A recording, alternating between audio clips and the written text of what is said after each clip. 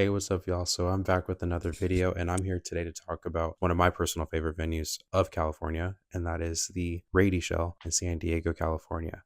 So for those that are new to the channel, for those that are just clicking onto this video is just to basically give y'all some helpful tips when it comes to attending a show at the Rady Shell. So when it comes to the parking, when it comes to the food, when it comes to the seating, just stuff to look out for when attending a show here. So the first thing I wanted to talk about was the rules. So when it comes to that regarding bags, the bag does not have to be clear, but it just cannot exceed the measurements of 16-inch by 16-inch by 8-inch. So as long as it meets that, you're good. So make sure you measure it. But again, it does not have to be clear. You also, when it comes to stuff you can't bring in any bottles or cans, whether it be aluminum, plastic, or anything of that, unless if it's a San Diego Symphony event. If it's not, you cannot, but if it is, you can. The show that I went to was a leased event and was not a symphony event, so I was not able to bring that in, just as a heads up. And also no outside food or beverages and drug paraphernalia, all that good stuff you cannot bring inside the venue. So that's pretty much the only rules. So we'll get into parking. So with parking, there are 4 different options that you can choose from. So you do have parking at the Hilton Hotel, which is near the Rady Shell. You also have parking underneath the convention center where the Rady Shell is right behind. And then you also have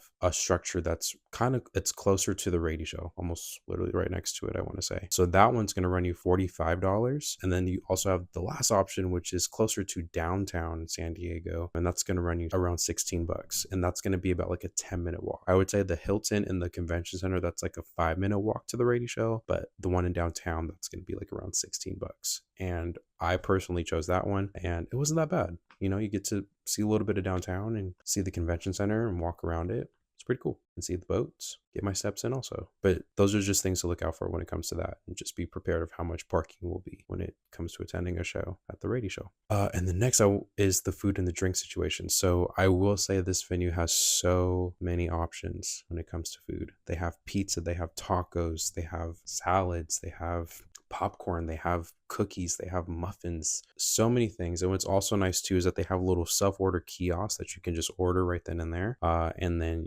someone will call out your order from there. What's also cool about the food area, it's like a mini little food court, so you can sit, enjoy your food before you walk to your show instead of hogging all of your food over to where your seat is. It's nice to just have the little rest area to sit, chat with your friends, and just eat your food, and then just head to the concert and have a good time. It's super cool. When it comes to the drinks, they have a full bar, wine, beer, liquor, hard liquor, and they also have coffee and tea, which was so nice. I rarely see venues that have coffee or tea. And what's also nice about that too is that they have a stand where they have, sugar packets, creamer, honey, like they have it really set up really well. And I did get a coffee that night, and that ran me about like $6 for that. And then the food, that was around, like, depending what you ordered, I was looking at the pizza, that was like around like 17 bucks for a pepperoni or cheese pizza. So, but yeah, but it looked really good though, I will say. And then next will be seating. So the seating itself, it does vary per show. The show that I went to, it was general admission in the front of the stage, and then behind the pit were seats. Did sit in the seats. I was in section like BVRT, but that's technically right center, and it was a really good view. It was about 5 rows back from the pit. It was kind of elevated. The stage itself is elevated, which is really nice. The sound sounded great. The only downfall is that they don't utilize the screens. So there are 2 screens that you can look at,